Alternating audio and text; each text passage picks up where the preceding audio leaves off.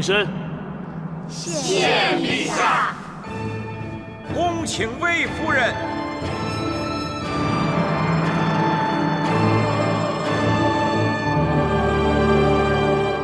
皇后之尊，与地齐体，供奉天地，至诚宗庙，武临天下，故有翠星阴，将任汝州，2代之龙，盖有内德。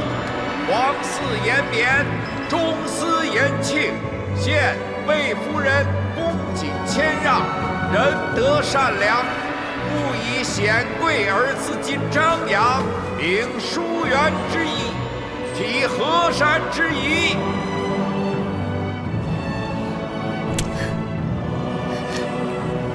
子夫求段大哥，当断则断，一定要放下当年结发之情。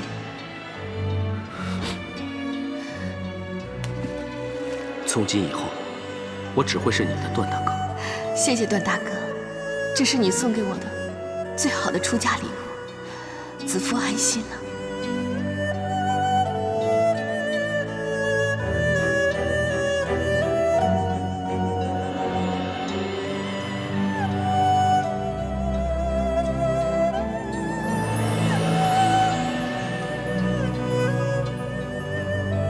爱太深，情难舍。但愿你此生身受地重，凤凰于飞，妻宜偕老。威荣昭耀，德冠后庭，有司奏议，宜称辅祖，以母兆民。今立魏夫人为皇后，永中天禄。臣妾谢恩。皇后请起。御史大夫张欧持节凤启寿。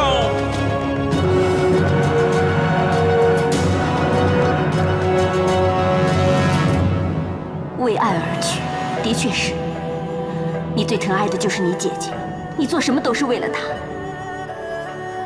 翻马车，伤寒宴，是为了她；擅自离宫，为了她；多番有求于我，也是为了她。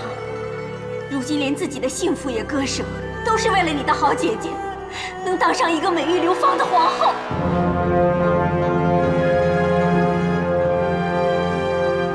参见皇后。免礼。谢皇后。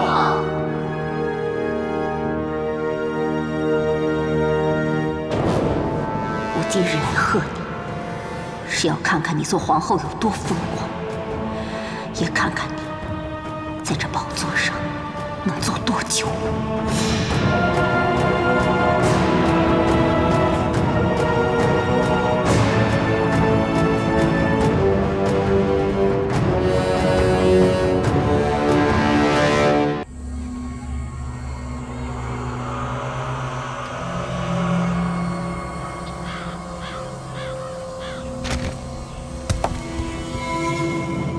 瑞兽坠落，看似平常，可是坠落之处，乃长乐宫永寿殿，则颇有不祥之兆。瑞兽坠落，只因天旱物燥，木质干裂所致。宫殿有损，就该休憩；百姓遭旱，就该赈济。只懂说什么不祥之兆，是逃避谢责，漠视百姓，还是愚昧无知，枉为辅弼？只是久旱无雨，人心惶惶。如今已有淮南王刘安上书，指荆棘临灾，乃因星宿转移，出现灾星所致。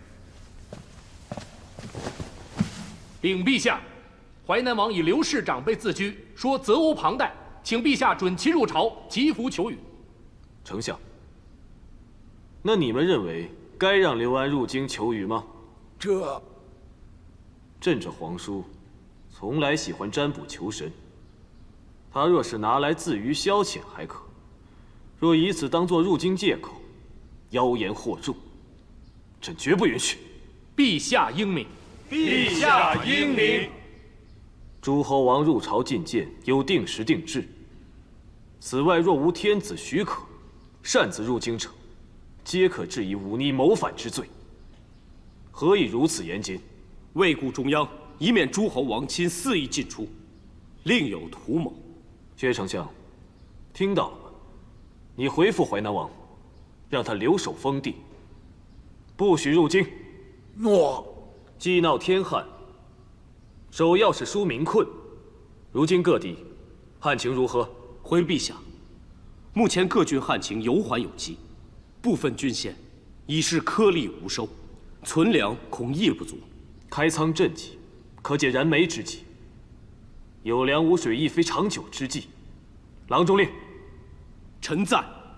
你找人钻研看水之法，看能否开发水源，以解旱情。臣遵旨。启禀皇后，近日宫内宫外的种种吉凶之兆，臣妾以为宁可信其有。这些辟邪之物都是臣妾们的心意，皇后就留着图个安心吧。感谢大家的心意。不过，但凡水害双震，只因万物变化有时，风云难测，无定而至。与其为这虚无之说而自乱，倒不如大家一起想想，如何解灾缓困。朝中百官都为此事愁烦，我们身居后宫，该如何帮忙解灾呢？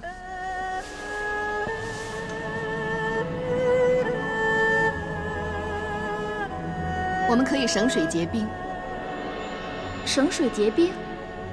如今这炎热天气实在是难受，酷热难耐，若没有冰镇水果可食，该怎么熬啊？此时宫外的百姓，不少人已无净水可饮，有老者弱童焦渴而死。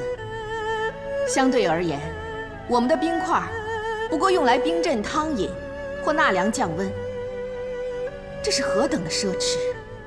皇后的意思是，将冰块储于临室，减少用度。若继续天旱，或可成为宫中水源。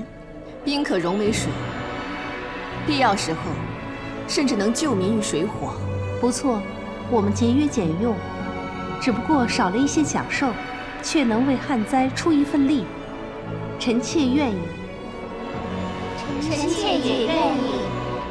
好，结冰之余还要省水，本宫就此立例，即日起各殿清水用量减半，用完要回收做洗濯，不可自行打水，更不可用冰水来嬉戏玩乐，违者必究。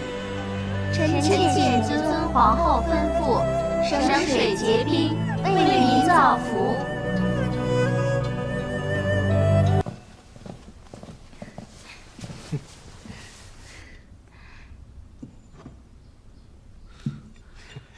有劳夫人了。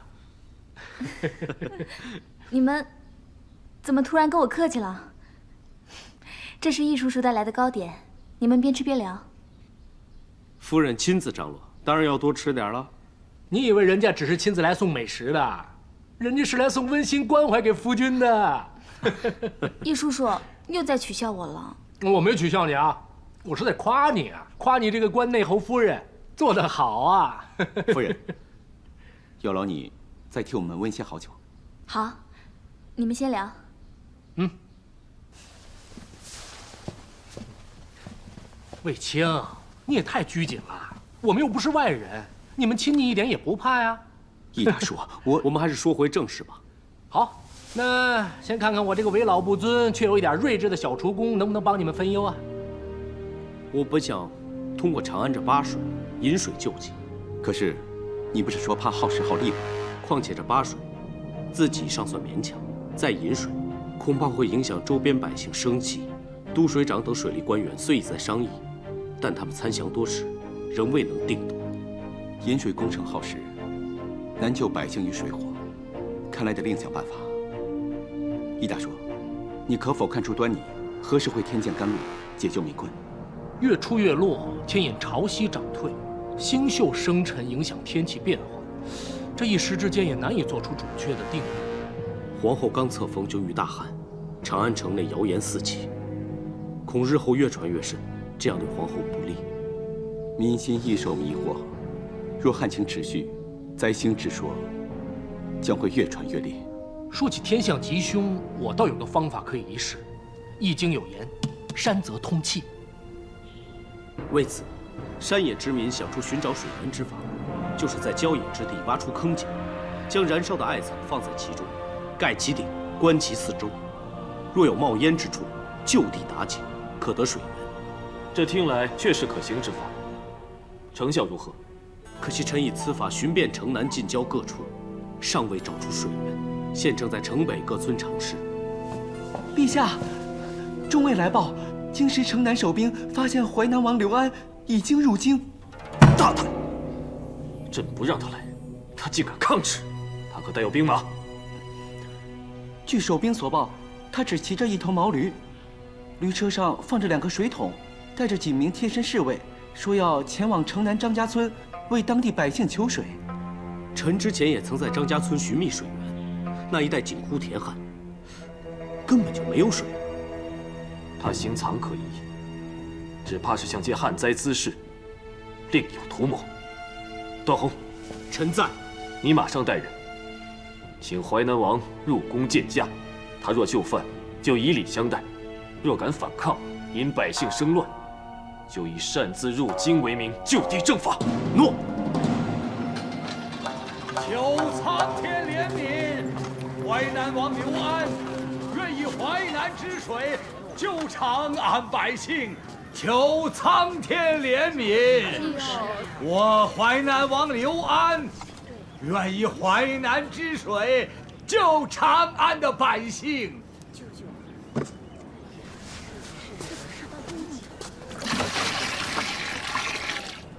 求上苍赐水！救救我们吧！臣郎中令段宏参见淮南王。见过段大人。臣奉皇上旨意，请淮南王入宫见驾。本王久未与皇上聚首，既然入京，定当入宫觐见。淮南王，请。段大人可否稍后？本王刚向上天求水，救济这里的百姓，只求静待片刻，待上天回应，自会与你入宫。不瞒淮南王，臣曾经领属下勘探过这一带水源，此井早已枯竭，难再出水，还请淮南王勿再推脱，请随臣。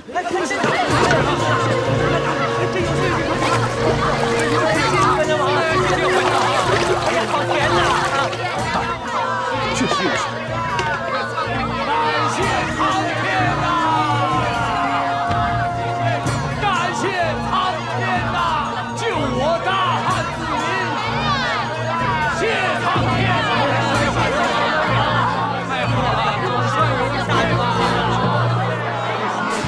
他们怎么会去了长信殿？淮南王连同段大人的人马，刚进宫就被皇太后派人接过去了，说什么？皇太后说，淮南王本是皇叔，又向来有贤名，入京应以家人之礼相待。他若按制朝见，朕必以礼相待。可他擅闯京畿，朕就算杀他也不为过。陛下，皇太后仁厚，恐怕就是要陛下莫轻言治罪。母后既以家人之礼相待，臣妾作为晚辈，也应该去见一见这淮南王。不如就让臣妾陪着陛下一同前去。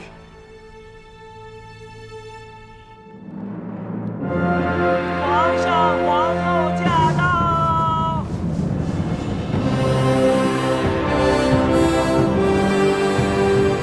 参见陛下，参见皇后。母后万安！母后万安！大家都平身。谢母后。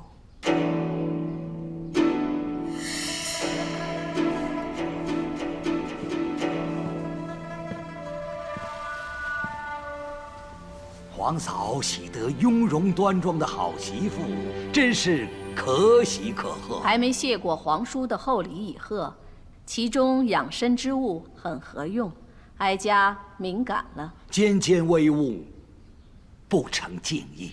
皇叔向来谦和恭顺，何以朕已回复让你留在丰邑，皇叔仍违逆皇命？难道忘了诸侯王不得擅入京城吗？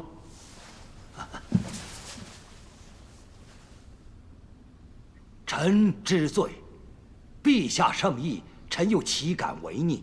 只是听闻京畿旱灾严重，才斗胆入京。臣不带一兵一卒，只是让几名随从护送，只求为民祈愿，向天求水。皇叔虽有违国法，但也是为民求雨而来，皇帝就网开一面吧。陛下以民为先，若皇叔是因为民生而来，判罪恐怕……念在皇叔一片仁心，朕姑且免你责罚。起来吧。谢陛下。段宏，臣在。准备车马，明日派人护送淮南王出京回淮南。诺。启奏陛下，臣此次入京还有一事，如若此事未了，臣难以遵旨离京，还望陛下成全。皇叔还有何事？皇嫂，此次旱灾，全因灾星落入旱宫。身为刘家长辈，不能不竭力为皇族消灾解困，以保万民，延国祚。淮南王竟提这种虚妄之言，凶吉之说，乃人心不定、自找未济的说辞。以淮南王的德望，何以与无知小民同论？既然人心不定，何不稍施举措，以稳民心？恳请陛下请于礼，设坛求雨。余祭之礼早已有之，设坛祭祀以安民心，亦无可厚非。谢皇太后。不过，在行于礼之前后，恳请皇后暂时离宫，以应天命。皇后乃后宫之首，岂能贸然离宫？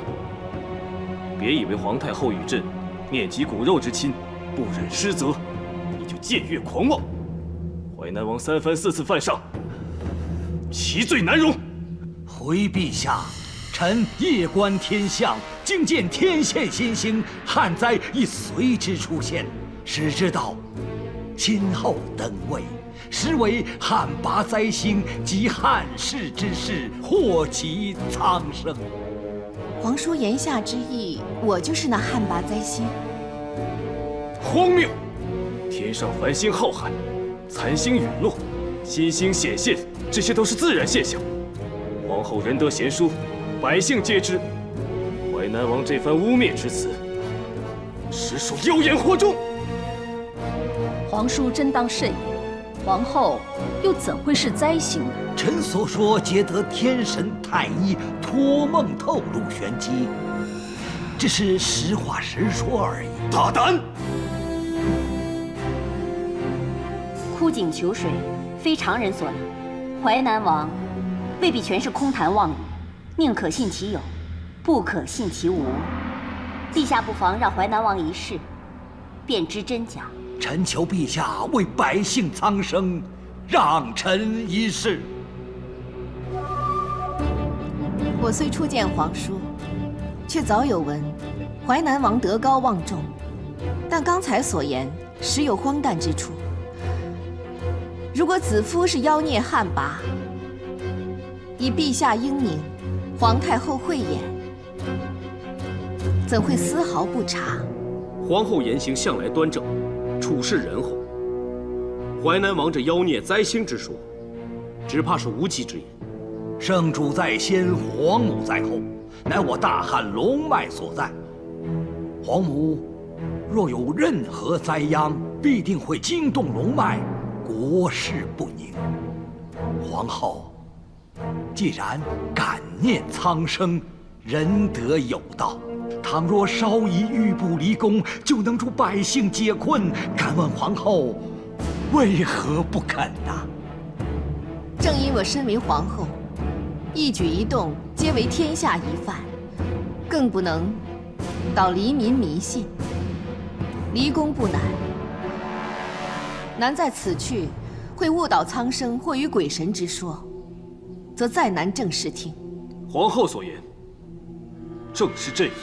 但是，敬天祭祖，乃合乎人心世道，亦让百姓能心有所依。帝后夫妻情深，臣亲睹。但如若因这夫妻之情，怕皇后芳名有损，而轻百姓所急，则恐有负社稷呀。祭礼或有安民心之效，却无呼风唤雨之能。赦与不赦，与民生社稷无关。臣愿以项上人头担保，倘若求雨无效，任陛下发落。皇叔已经许下了如此重誓，倘若皇后还不肯出宫的话，恐怕灾星之说不言自正。陛下，倘若再犹豫的话，臣愿长跪不起。皇叔不用跪，我愿出宫助你求雨。既然淮南王一心为民，以性命做担保，子夫也不会藏身深宫，而无视苍生所求。我愿压下自身的名声。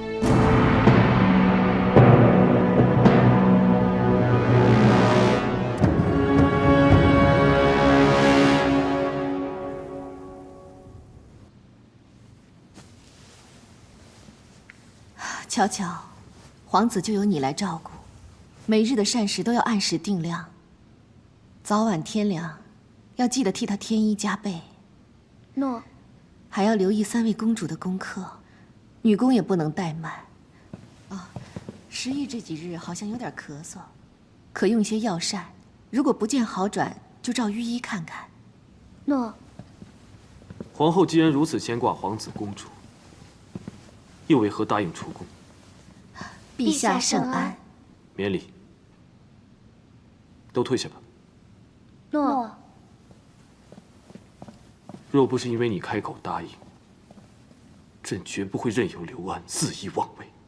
陛下，臣妾若坚持留宫，一旦旱情持续，不就真成灾星了吗？若臣妾离宫，淮南王祭天，但天不下雨，其虚言妄语，不攻自破，反让百姓看清真相，免受迷惑。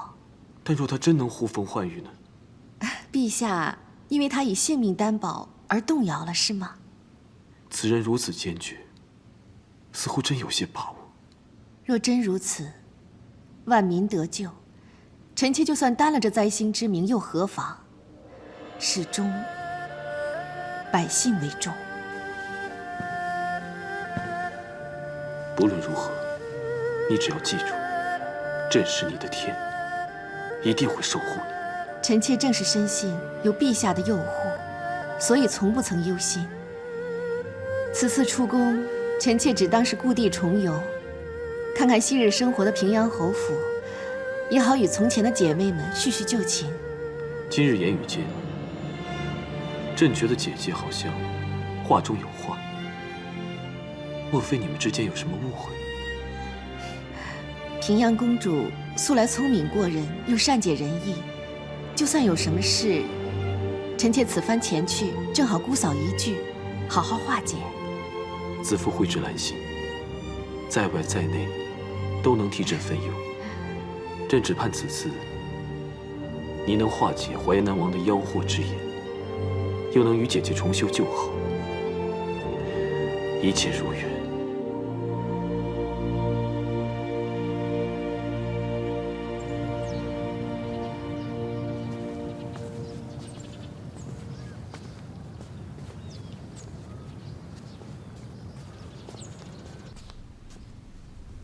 参见皇后。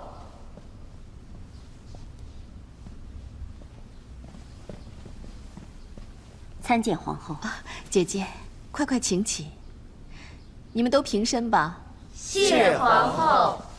皇后魏尊，这一声姐姐，我受不起，还是请皇后直呼我的名号比较合适。凤驾亲临，我刚才为皇后收拾打点，所以有失远迎，请皇后恕罪。姐姐哪里的话，我这次出宫，指望能故地重游，重拾昔日情怀，更欲与姐姐围炉夜话。皇后笑话了，我哪有这等福气？况且我这小小的平阳侯府，也不配皇后一驾。如若不是淮南王什么灾星之说，皇后焉会屈尊光临呢？平阳公主言重了，皇后出身平阳府，怎会有屈尊之感？敢问公主，皇后的住处安排在哪里？臣好领人打点。常总管。诺，段大人这边请。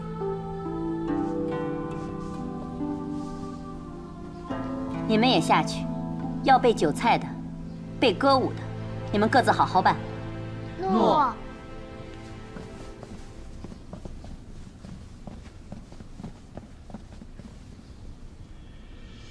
还记得韩嫣当日世事凌人，在此逞凶伤了卫青，还要带走我们姐弟。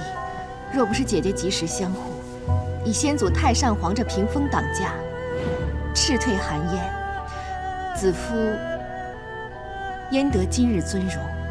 多年前的小事，已经不值一提，皇后也无需去记着。姐姐种种相护之情，子夫点滴不忘。当日公主何等气势，面对权臣，三言两语把她赶退，那种威仪，令人钦佩。可惜就是眼力不足，未能观人于微，枉费皇后吹捧。姐姐所言，子夫不解。妹妹只记得，当日在园中树下，誓言铭记，撒种之人，是吗？当日皇后没想过会一招展翅，所以才会顺口虚应的。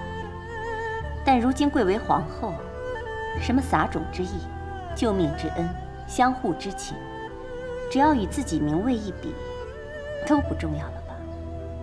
若有人顾念一点昔日情谊，我今日也不会在这平阳侯府了。姐姐对我一定有所误会，我们正好借此良机，好好详谈，以解心中之结。不必了，我准备马上启程，前往平阳县照顾香儿，所以恕不能相陪。今日时辰已晚，不如明日再动身。所谓思子心切，相信皇后最能够明白。如果皇后觉得我这平阳侯府冷清无趣，倒可以接你昔日的好姐妹，如今的好弟媳沈家前来相陪，姐妹作伴。姐姐，思和，跟我进去收拾，备马上路。诺。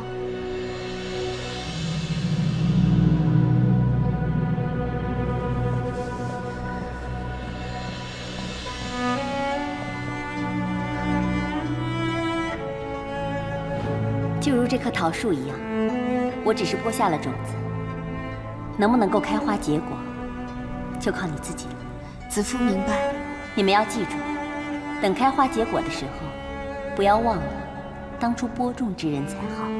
公主这么多年对我们姐弟呵护有加，我们姐弟定会铭记在心。皇后是为了公主的疏远而难受啊。卫青为情而娶，看来公主未能参透，知道她是为了姐弟之情，因此迁怒于你。弟弟为情而娶，看来此事段大哥比我还要清楚。只因卫青一次酒后吐话，我才略知一二。如今卫青另娶，公主扶持皇后引荐边将，图谋国事的谣言已不攻而破。卫青可说是求人而得人，可惜难为了他自己。也苦了公主。皇后既知公主之苦，就别介怀公主的敌意。相信假以时日，她自能理解。我又怎会因此介怀？我只是自愧无力帮他们。情爱之事，只有当事之人才能深知各种苦乐，才能做主自助。你又如何能帮？但愿他们当断则断，一切从头开始。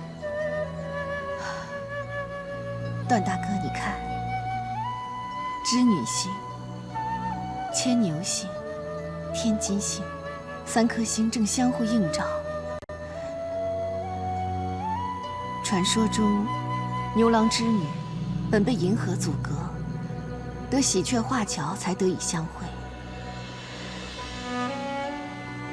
这鹊桥正是织女星旁的天金星。可是如今，我总觉得启笔织女3星鼎立。启笔织女3星鼎立，但愿众星都能匹配成对，从纠缠中释然解脱。这话是段大叔教我们观星时说过的话。段大哥，是不是我的一句3星鼎立，勾起你的思妇之情？怎能不思念？多年不见，生死不知。皇上一直在派人寻找，相信你的孝义一定会感动上天，你们父子必定会有重逢之日。我也盼望上天赐我再孝敬父亲的机会。段大哥，他日重逢，你觉得段大叔会先问你什么？该是先问我母亲，然后就该问我是否已经成家。大哥，他日重逢，段大叔若看到你成家，再有孙儿在怀，一定会倍感欣慰。为了让段大叔开心，大哥要加把劲儿了。妹妹放心，我会尽力的。不过现在我心中所想是尽快解决灾星成旱之说，还你名声，不能让那些利用天灾有所图谋之辈得逞。而我更望天降甘霖，解百姓之苦。妹妹心念百姓，天必不负。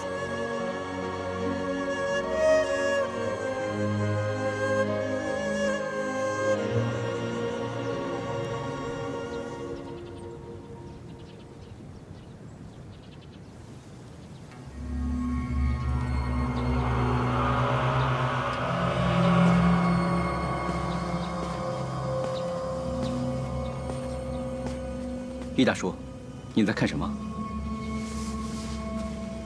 云卷翻飞，随风轻移，雨快到了。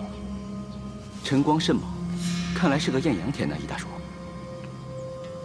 你看这蚂蚁搬家已倾巢而出了。从昨日开始，我的伤疤就发痒，每逢大雨之前就会如此。今早起来一看，就更加确定。这么说，旱灾可以缓解了。我姐姐也不会被那个淮南王再污蔑为灾星了。不对呀，姐姐已经离宫了。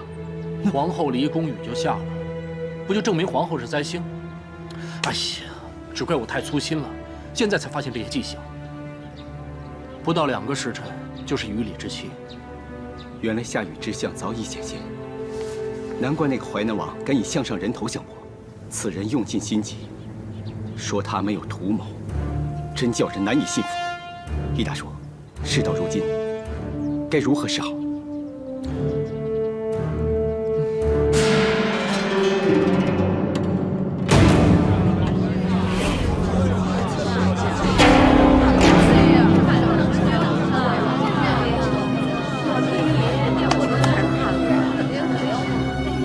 苍天见怜，太乙先师垂悯。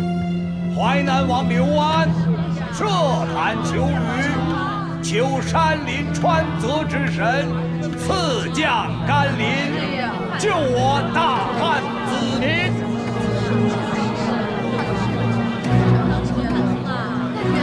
什么大汉子民？真把自己当皇上了？皇上恩准设坛，一字不提。上苍怜悯，祈求死妇安然度过此关。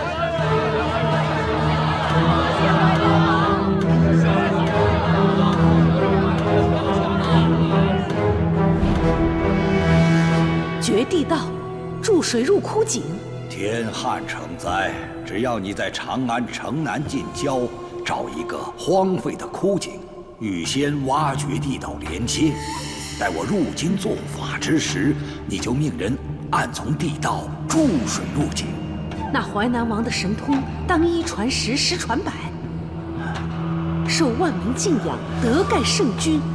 只要人心归附于我，他日起兵入主汉宫，你的娇儿可就自由了。只要我的娇儿可以脱离那个牢笼，妹妹愿倾尽所有，为皇兄效劳。你在长安财力大，人脉广，届时多找些人为我摇旗呐喊，掌握声势。好。太医垂帘，赐将甘霖，润泽万民。赐将甘霖，润泽万民。苍天建廉，驱除汉霸，解民苦困。驱除汉霸。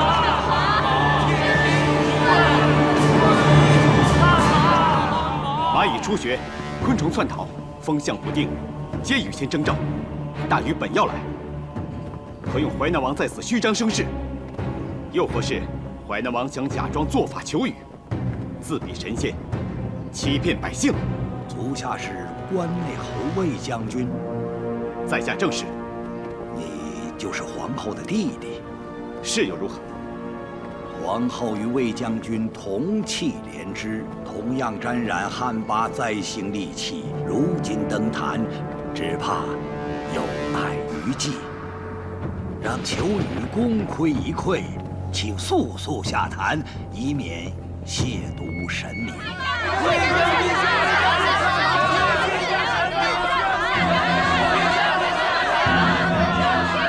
放肆！淮南王先污蔑皇后，再让为大汉子民保家卫国的守土大将受此侮辱，将朕视作无知小儿，任由你摆布吗？你到底居心何在？陛下明鉴，臣此番求雨，全为百姓民生。皇后既接纳太医启示，愿意成全求雨而离宫，在这个关键一刻，求陛下顾念大汉黎民百姓的福祉，命沾染戾气之人离开，许余礼继续，祈天神降雨，臣为天下苍生恳求陛下。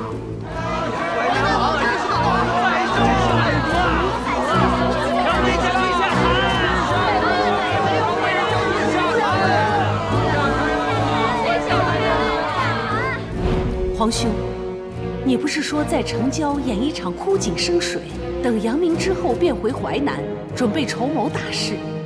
如今设坛行雨礼，若横生枝节，岂不碍事？蚂蚁搬家，乌鸦唱晚，必有风雨。我甫入长安，就见此征兆，此乃天助我也，岂能不好好利用？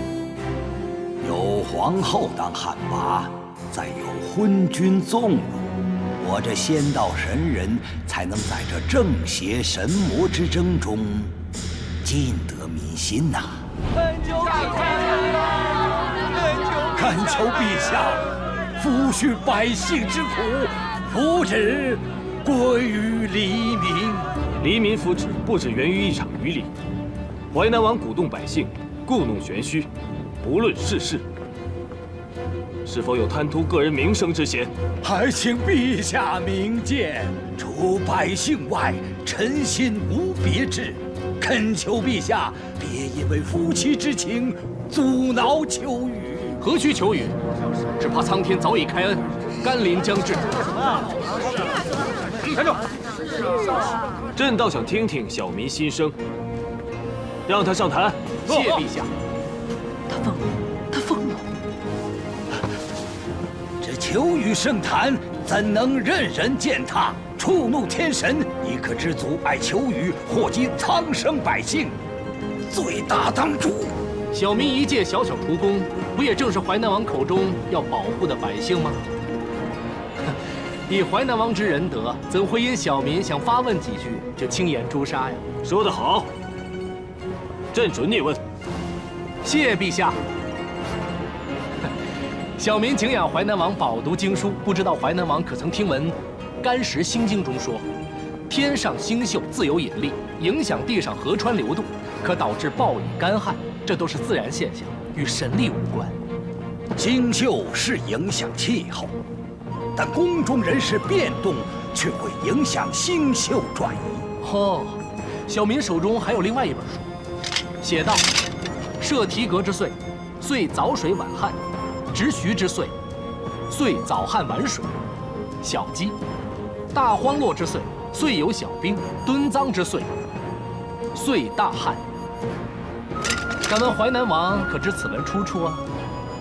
这正是淮南王所作《淮南子》中的《天文训》。依淮南王自己书中所言，水旱之变年岁之间皆有循环定数，与灾星吉神无关。但如今淮南王一直说什么皇后旱魃附体，一时迷信鬼神，一时天文有据，岂不是自相矛盾呢？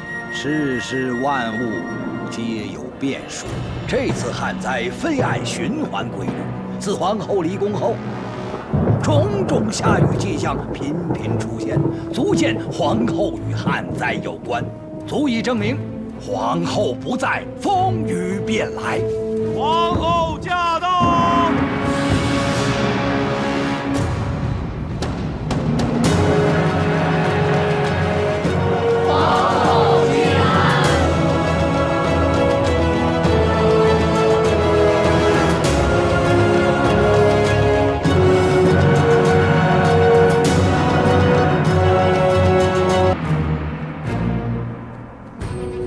陛下圣安。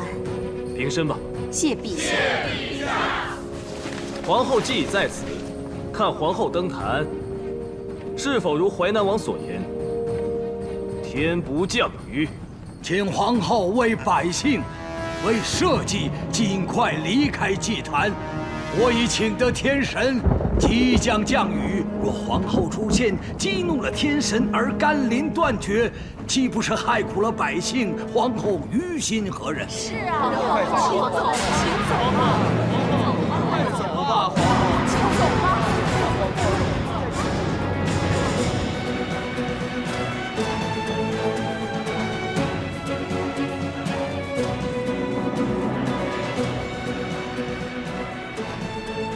若我离去能换风雨，我绝不久留；即使以我性命能换甘露救万民，我也绝不苟活。但风霜雨露非一个计里能变，我乃皇室中人，也绝不容许有人妖言迷惑众生。天要降雨，非我一人能阻；天不降雨，也非你淮南王一人能变。今日你我就在此，以天作证，看看孰是孰非。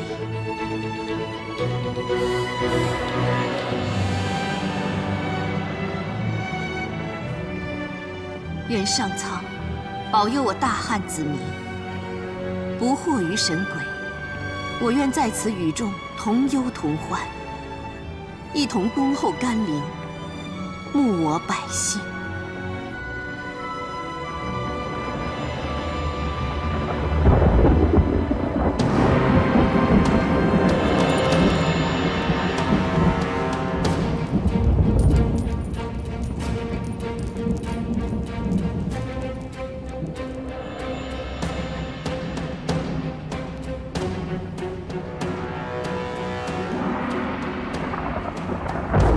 皇后持伞，祈求上苍，天降甘霖，佑我万民。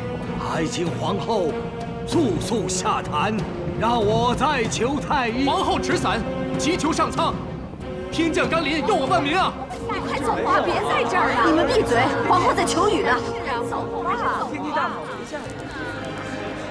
无论苍天降雨与否，朕都是你的天，朕会护着你。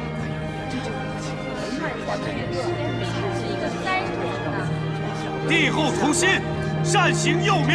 帝后同心，善行佑民。帝后同心，善行佑民。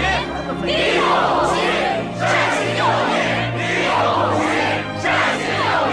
帝后同心，善行佑民。帝后同心，善行佑民。苍天，请先别降雨，待皇后走了以后再降雨。抱抱我的娇儿啊，苍天！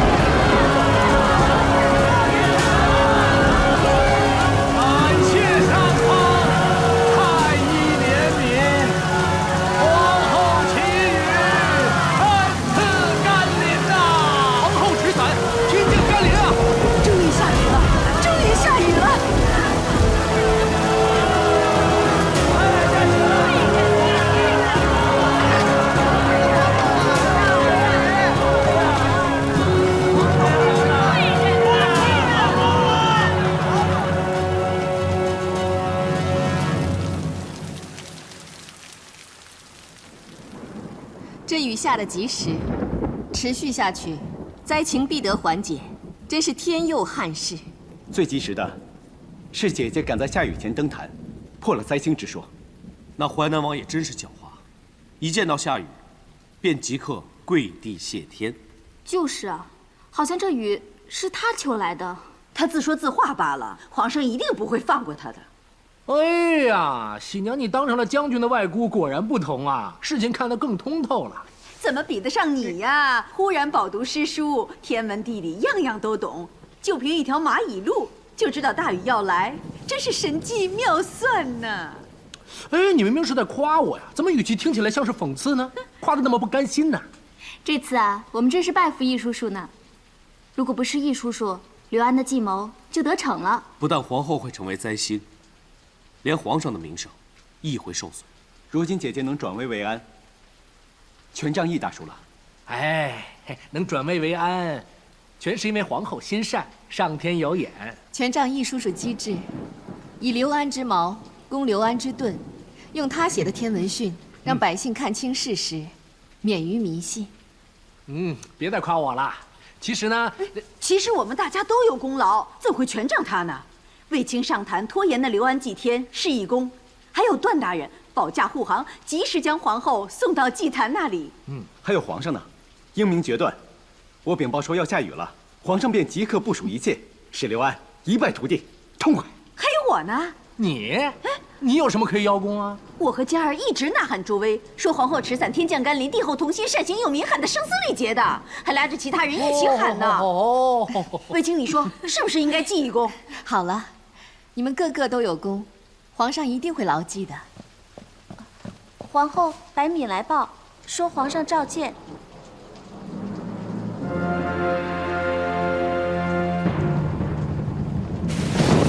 陛下，皇后来了。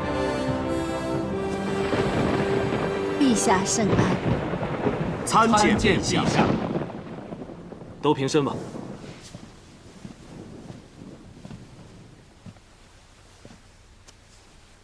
先前委屈你了。有陛下英明部署，和大家协力相助，不但臣妾保住了清明，连万民也不受迷惑，臣妾不觉得委屈。段宏、卫青，你二人的功劳，朕要好好赏赐。臣不敢。陛下，此次最大的功劳，应该归于易叔叔。易寒确实立了大功，若非你及时发现重蚁异动，风云变化，恐怕皇后就担了污名，汉室尊严都难保了。小人不过一介草民，只是有些民间的小智慧，能够看出天降甘霖，也能够看出帝后童心。难得你不鞠躬，但原来民间小智慧也有《干石心经》和《淮南子》天文训。你虽是一名厨子，但学识渊博，深不可测呀。回陛下，草民只是学以致用，并非深不可测。无需谦逊。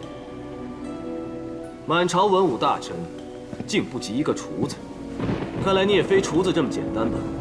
朕欲赏高人，但越想越不明白，高人已在皇后身边多年，为何不趁机相助于朕？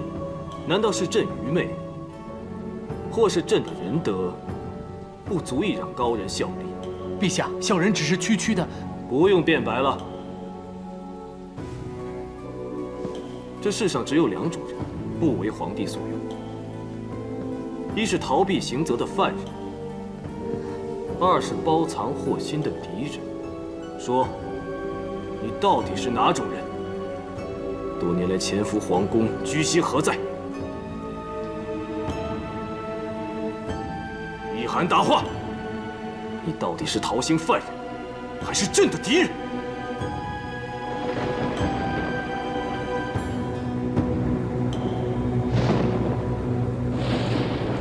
小人不是敌人，是罪人。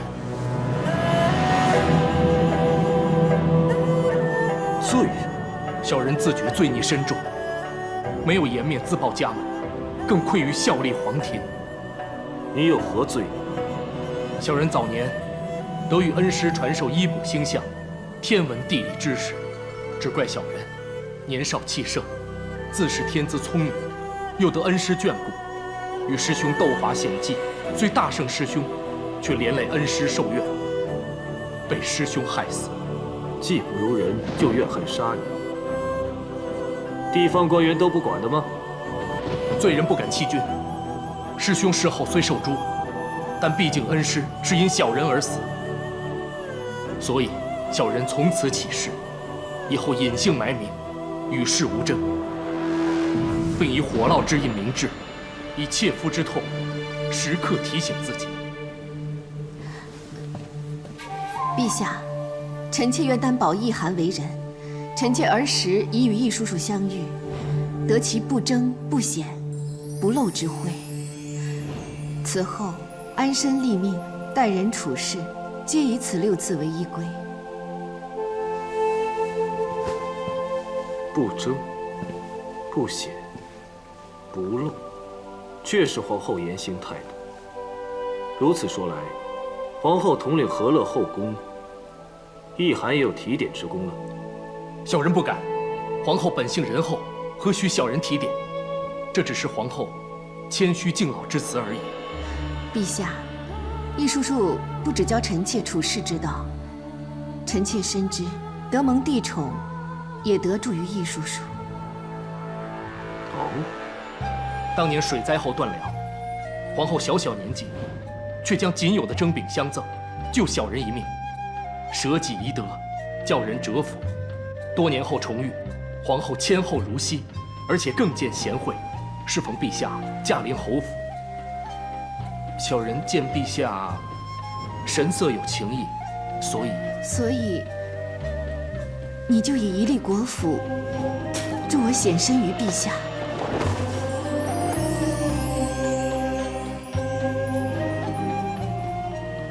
国仆能助的，是舍身为他人者，显其贤德于陛下。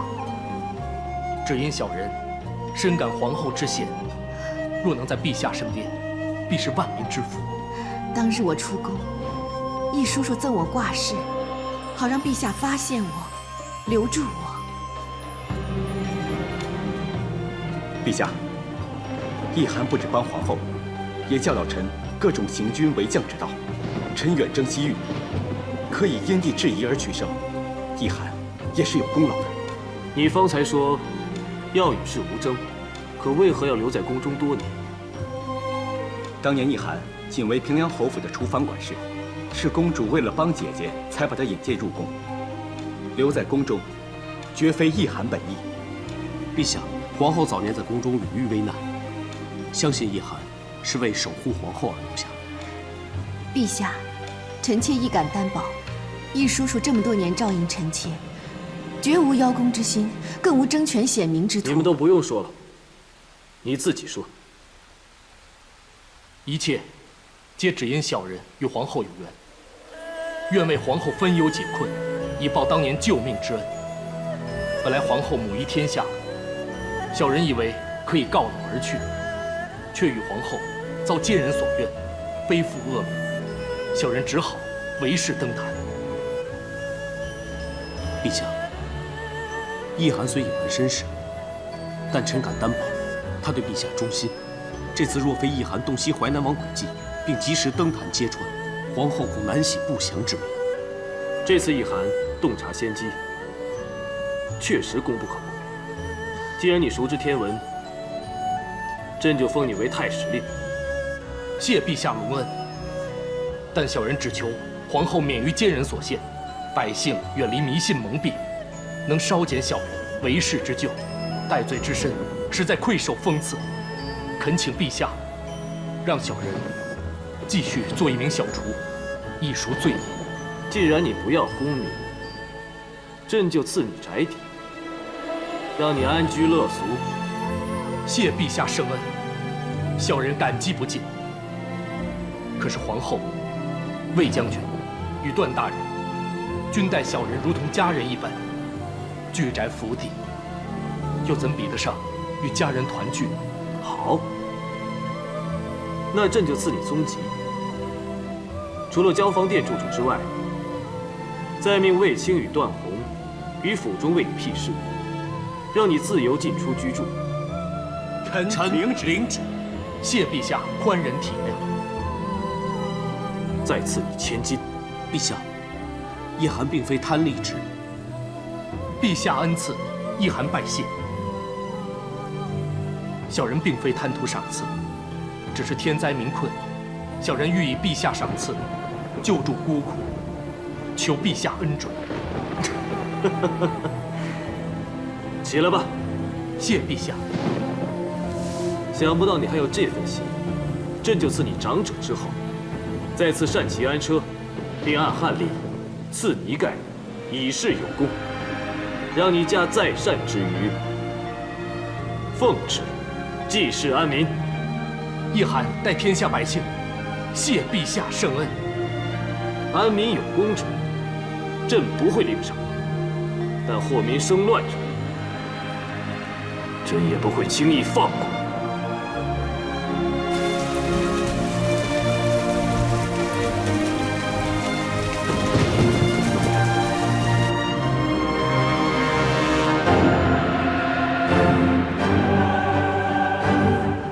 启禀陛下，淮南王刘安带到。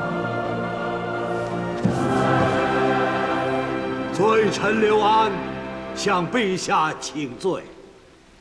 请罪？擅离封地，迷惑百姓，诬陷皇后，动摇民心，你请的是哪一条啊？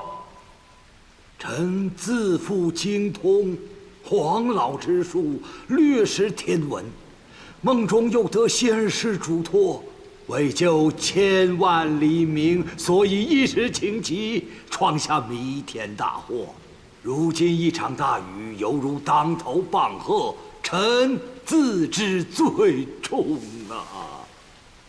你确实罪重，足以让你身首异处。陛下仁厚，淮南王虽然有罪，但毕竟是为黎民百姓啊！臣恳请陛下从轻发落。丞相之言，臣不敢苟同。若人人以救民为由，触犯法纪，那律法何用？淮南王既犯死罪，不依法论刑，何以正朝纲？陛下，罪臣修道着书，一心为民谋福祉，自离淮南，只身入京求雨，虽无不轨之心，但以报必死之志。所幸天赐甘霖，民生得保，陛下与皇后生育得彰，罪臣死而无憾，臣甘愿伏法。好，既然你认罪领死，朕成全你。来人，且慢。陛下，孟曰：“民为贵，社稷次之，君为轻。臣虽一介武夫，也曾幼承庭训，知道即使出将入相，也要以民为先。淮南王虽未遵守社稷纲纪，冒犯天子皇后，却有恩于民，望陛下三思。”段大人乱借圣贤之言护短，实属荒谬。民为贵，所以要以法保民安民。若违法不成，先例一开，他日更多无法无天之事，只会伤民害民，更甚。家父常言，人谁无过？法理之中也允许将功抵过。淮南王素来贤德，护民之功罄竹难书，足以抵一次鲁莽之罪。陛下，淮南王以性命作注，可见其为民之心呐。况且淮南王年岁已高，只身入京又劳碌病弱，故云老小不当行，请陛下赦免其罪。好一句老小不当行！淮南王刘安擅离封地，迷惑百姓，诬陷皇后，论罪当斩。乃念一心为民，赦其死罪，着令即日离京。谢陛下圣恩。孤念刘安年迈，不宜长途奔波。此班纠铜杖，以示老者。特准在淮南安享晚年，无需再入朝觐见。谢陛下。